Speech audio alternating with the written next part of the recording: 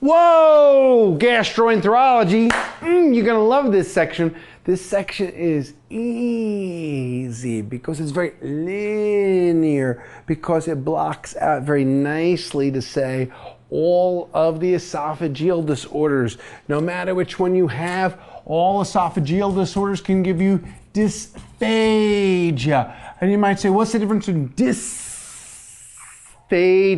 and odynophagia? Well, dysphagia is difficulty swallowing, but odynophagia is pain on swallowing. Dysphagia is I'm having difficulty swallowing. Odynos is the Greek word for pain, odynos. And dys means evil, bad. It's not semi-evil, not quasi-evil, not the margin of evil. Now, dysphagia, no matter what causes dysphagia, dysphagia can be associated with weight loss. So dysphagia and weight loss won't distinguish between the types of esophageal disorders. So whether you have achalasia, whether you have achalasia, an incomplete or inappropriate relaxation of the lower esophageal sphincter, whether you have achalasia or you have esophageal cancer, it's dysphagia, or esophageal spasm, dysphagia. They all give you dysphagia, weight loss, dysphagia, weight loss, dysphagia, weight loss. Now the difference between that and esophagitis. Esophagitis is pain. Well, spasm gives you pain. Well, what's different about these? See, every one of these gives you difficulty swallowing. Dysphagia means difficulty. Difficulty swallowing. Abnormal swallowing. Incomplete swallowing.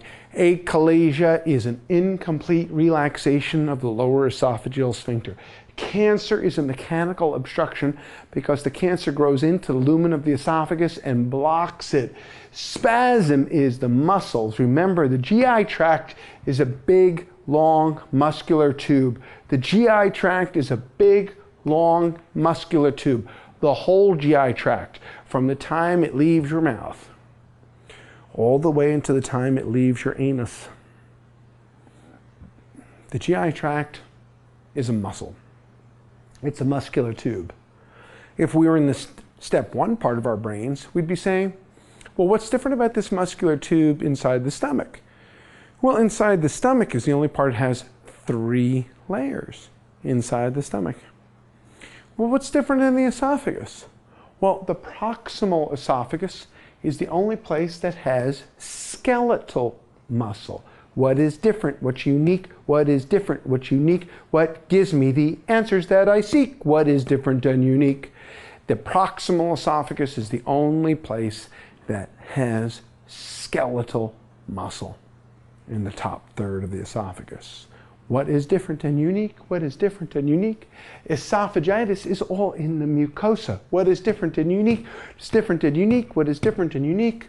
Zenker's diverticulum smells bad. Zenker's diverticulum malodorous. Zenker's diverticulum is an outpouching of the posterior pharyngeal constrictor muscles. Zenker's diverticulum smells like dumpster breath. Zenker's diverticulum is, are you brushing your teeth with stool again? Are you eating shit sandwiches? Why? You should do your dating over the internet because you smell like mierda, pendejo. Because it's garbage in the back of your throat. Hey, what did you have for dinner tonight? Why should I describe it to you when I can show you?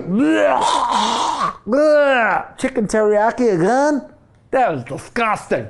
Smells bad. Rotty old things. Who's going to want a person like this? A man with Kalman syndrome.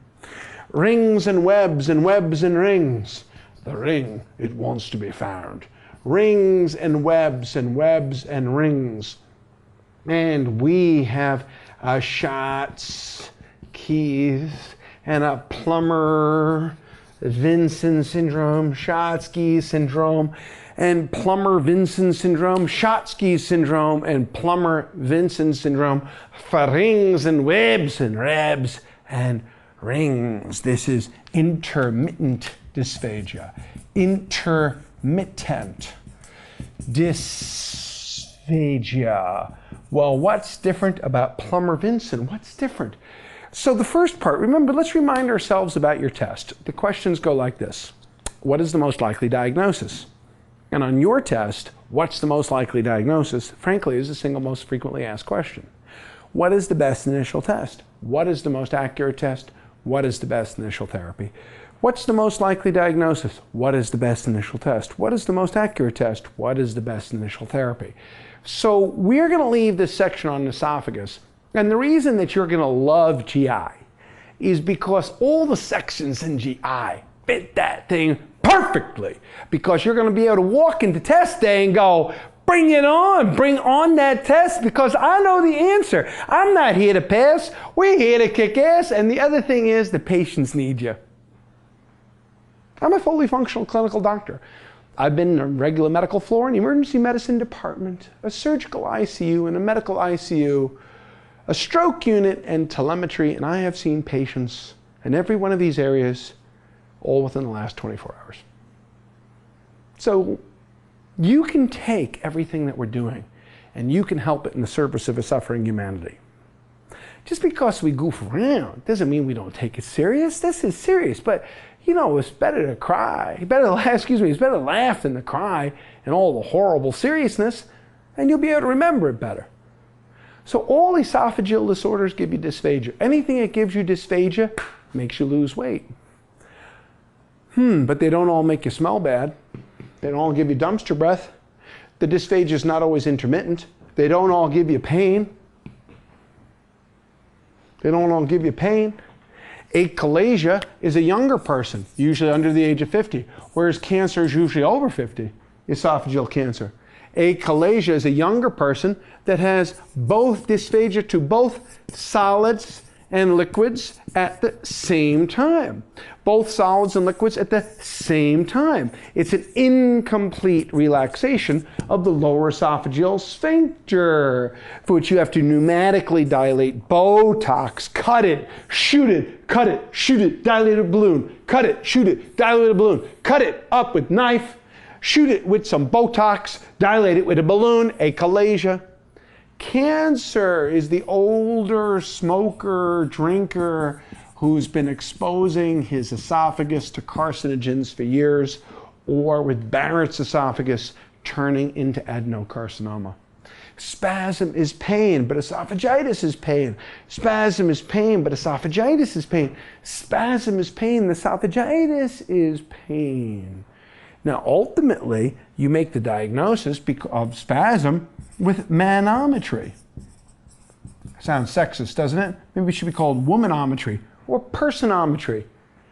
The same way that in achalasia, you could diagnose it with manometry, and you see failure to relax the lower esophageal sphincter.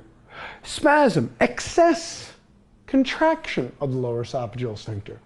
But what's going to make me say manometry in spasm?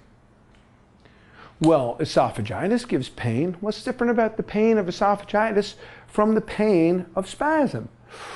Very clear. You see, this is a test you're taking. And since it's a test, if they want you to know the answer, they have to tell you something. If they want you to know the answer, they have to let you know. Hey, they can't be just making you guess. Hey, I'm thinking of a number between 1 and 3. No, they have to give you something that tells you, hey, the pain of esophageal spasm happens at any time. It comes, it goes, and nobody knows. It's here, it's there, it's everywhere. I've got esophageal spasm, and it hurts the spasm. When I drink the cold drinks, it causes spasm, and I got the hurt and I got the pain. Well, esophageal spasm comes and goes. It's not related to eating. That's the big thing. Esophageal spasm comes and goes. Although cold drinks bring it on, it can just happen. Esophageal spasm looks like a person who's having a coronary syndrome with chest pain. So you've got to look and see that the EKG is going to be negative, and the troponins and the CPKMBs are going to be negative, because it's not presenting the first thing somebody comes in and goes, ay, Dios mío, ay, doctor, yo tengo dolor del pecho, ay. And you go, oh shit, I bet it's esophageal spasm. Oh, I bet it's a nutcracker esophagus, or you know, diffuse esophageal spasm, or you know, maybe it's just a chest pain because I got my nuts cracked in your esophagus, or your esophagus is cracking nuts, or no, you got to rule out cardiac. You rule out cardiac, and you go, why does that person have negative EKG, negative troponins, negative stress test, negative cath, and they have this crushing, horrible substernal chest pain? How did that happen? Well, the answer is because they have spasm, esophageal spasm. It becomes a bit like Prinzmetal's angina. It's not related to eating, and the cardiac workup is negative. It's not related to eating, and the cardiac workup is negative. It's not related to eating, and the cardiac workup is negative. It's not related to eating, and the cardiac workup is negative. Then manometry, and ultimately, just like Prinzmetal's angina, calcium channel blockers and nitrates. Calcium channel blockers and nitrates for Prinzmetal's variant angina, calcium channels and nitrates for esophageal spasm. If it looks to you like I have not distinguished these between nutcracker esophagus and diffuse esophageal spasm, it's because I haven't. Because what's the difference in management? Whether it's nutcracker esophagus or diffuse esophageal spasm, well, yeah, there's a difference in the pattern of the manometry.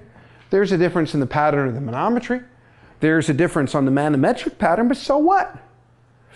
Presentation, pain anytime in the chest, negative cardiac workup. Most accurate test, manometry. Treatment, calcium blocker, nitrates. It's the same. So you don't have to know the difference between them because it's the same management. Esophagitis. Esophagitis is pain that's only on swallowing. Pain that's only on swallowing because it's pain that only happens when it's rubbing against your infected and inflamed esophagus. It's pain that's only happening when it's rubbing against your infected or inflamed esophagus. It is pain that's only happening on swallowing. It is adenophagia, only on swallowing.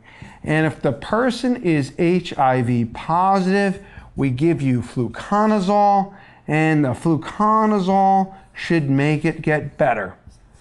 Okay, if you're HIV positive, you treat it only with fluconazole because fluconazole, the azoles, make your candida get better. So fluconazole should make it get better. And if it doesn't get better with fluconazole, what's the next best step in the management of this patient? I have pain that's only on swallowing, pain with dysphagia, weight loss, and adenophagia. And if it doesn't get better, you scope them. And if you're HIV negative, you scope them. Because that pain could be CMV. That pain could be herpes simplex. That pain could be aphthous ulcers. And the only way to diagnose them is if you don't get better with fluconazole or you're HIV negative. Esophageal candidiasis is an AIDS-defining disorder. Esophageal candidiasis will not get better with nystatin, swish, and swallow, which is a very, very common wrong answer. Why doesn't it get better with nystatin, swish, and swallow? It ought to get better with nystatin, swish, and swallow. How come it's not getting better with nystatin, swish, and swallow? And the answer is very straightforward, because it's simply not potent enough, it's not powerful enough to make it get better with nystatin, swish, and swallow. You need systemic therapy with fluconazole. Although amphotericin is effective, amphotericin is like having a television on a honeymoon. It's just not necessary. So, fluconazole, if it gets better, you're done. It's esophageal candidiasis. If it doesn't get better, you scope. If it's HIV negative, you scope. If it doesn't get better, you scope. If it's HIV negative, you scope, because herpes, esophagitis, and CMV, esophagitis, and Kaposi sarcoma, esophagitis, and cancer all need a biopsy. So everything here gives difficulty swallowing. So what's the difference? Achalasia starts at a younger age with both solids and liquids at the same time. The barium study can show a bird's beak. There's a wonderful picture of a bird's beak inside the Master of the Boards book. Barium studies can show narrowing. Most accurate test is manometry. Scope is often done, but scope is done because we just want to exclude cancer. I really don't think it's right to say that achalasia causes cancer. I think you should say it's associated with cancer. In other words, you have achalasia and you get down there and you scope, and a few percentage of patients, like 4%, you find cancer, that the cancer caused the achalasia or associated with it. I think we should not be using the word cause until we really know something that causes it. I think it's better to say we scope people more and we find more cancer. And then at the end of the day, even after you exclude the cancer, the manometry shows the decreased ability to relax. Then we could use pneumatic dilation. Now the problem with pneumatic dilation with a balloon, the problem with pneumatic dilation and a balloon is that if you don't put up enough pressure, it doesn't dilate. But if you put up too much pressure, it perforates. So pneumatic dilation is easier than surgery, but surgery is less likely to perforate it.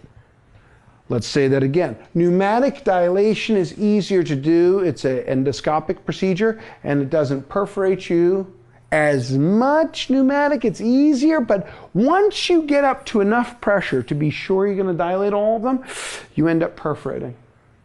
Surgery is harder to do, but you don't perforate as much. And Botox, botulinum toxin, is used in those people who either refuse pneumatic dilation, that refuse surgery, and the problem with botulinum toxin is it wears off. And second, you have to deliver it by endoscopy anyway. So it's not like it's so easy. Pneumatic dilation, easier, but perforates more. Surgery is harder, but perforates less. I doubt you'll be asked the difference between them. Cancer. Cancer is the only one in which you must do a scope. And you must do a scope because it's the only one that's diagnosed by biopsy. We don't diagnose a spasm by biopsy. We can see something on barium, but we see something more on manometry. We don't diagnose esophagitis 90% of the time because fluconazole responds to therapy with fluconazole, and Candida, you don't have to biopsy it. Zenker's diverticulum is diagnosed by barium, seeing outpocketing in the barak of your head. Schatzki's ring is diagnosed with barium. Schatzki's ring is diagnosed with barium studies, and we do pneumatic dilation. We just dilate the Schatzki's ring. Plummer-Vinson syndrome is associated with cancer. It's associated with squamous cell cancer. Plummer-Vinson syndrome is associated with squamous cell cancer. Plummer-Vinson syndrome is associated with iron deficiency anemia. We don't know why. It's not blood loss, by the way. It is not from blood loss. And you see it both on barium, and you can do it as an endoscopy. But the one that always needs endoscopy, because it always needs a biopsy, the one that always needs endoscopy, because it always needs a biopsy, is esophageal cancer, because it's a biopsy diagnosis. And since the esophageal cancer could be squamous cell or adenocarcinoma, particularly from Barrett's esophagus, you have to biopsy it. The treatment of cancer of the esophagus is surgery, radiation, and chemotherapy with 5-FU, 5-fluorouracil-based regimens. Matter of fact, 5-FU is the standard of care for GI malignancies. 5-FU is a standard of care, is the basis. We base the stomach cancer. Things are moved around. Fluorouracil. F you. You got stomach cancer, F you. You have bowel cancer, small bowel cancer, rectal cancer, surgery, radiation, and F you too. Esophageal cancer, 5-fluorouracil. So esophagus, F you. Stomach cancer, F you. Small bowel, F you. Rectal cancer, colon cancer, F you, F you, F you, F, 5 F you. Fluorouracil. All GI malignancies. Now, in the esophagus, manometry, good. In the esophagus, barium can show you an achalasia. Barium can even show you something on spasm. Barium, definitely for Zenkers and then surgically resected. Definitely for Zenkers and then surgically resected. Barium for rings and web. Schatzki's is intermittent dysphagia. Barium, pneumatically dilate. Pneumatically dilate it. Plummer-Vinson syndrome. You can see a distal esophageal web, distal esophageal, proximal, proximal, proximal, distal. Barium. But in the stomach, barium is terrible. Barium, no good. Barium, useless, lousy. So in this esophagus, endoscopy, only really needed for esophageal cancer. In the esophagus, endoscopy only really needed in the 10% of HIV positive people that don't get better with fluconazole. Scope for herpes and CMV. Scope for herpes and CMV. But in the stomach, endoscopy all the time. In the stomach, endoscopy all the time. In the stomach, endoscopy all the time. Because in the stomach, you can't tell it's Helicobacter pylori unless you scope. In the stomach, gastric cancer, can you tell that the gastric ulcer? 4% of the gastric ulcers have cancer. Can you tell without a scope? No. So in the stomach, scope and endoscopy, good all the time. In the esophagus, not so much. In other words, for scleroderma,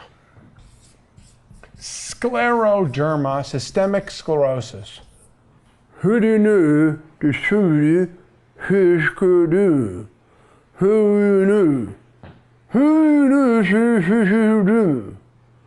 Did you know the artist Paul Klee had scleroderma? His artwork got smaller and smaller and smaller as time goes on. So everything becomes tight. And the other thing about scleroderma, it causes gastroesophageal reflux disease because it's an esophagus that doesn't contract, that doesn't relax, and you give them PPIs for their scleroderma esophagitis.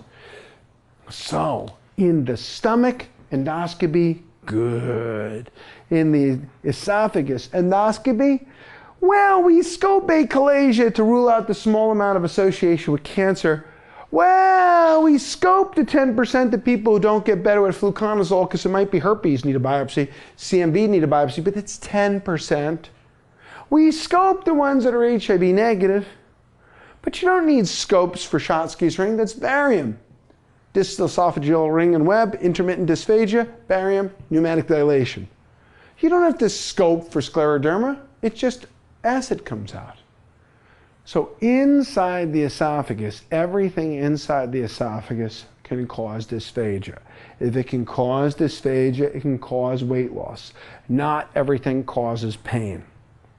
So what you have in front of you here, how do I answer what's the most likely diagnosis? Solids and liquids. How do I answer what's the most likely diagnosis? Over 50, smoker, drinker with progressive. Smoker, drinker. First for solids, then for liquids. First for solids, then for liquids. First for solids, then for liquids. Spasm is a pain disorder brought on by cold drinks. Barium is okay, but manometry is most accurate. Exclude the ischemic disease and give calcium blockers and nitrates. So the final thing for this section is Mallory-Weiss. How come the Mallory-Weiss tear was not on these original sections here with all these other esophageal disorders? Okay, you're not smelly like you are with Zenkers and barium studies and surgical removal. So what's different that Mallory-Weiss is not the same as the others? Because Mallory-Weiss does not cause dysphagia. The difference between Mallory-Weiss and the others.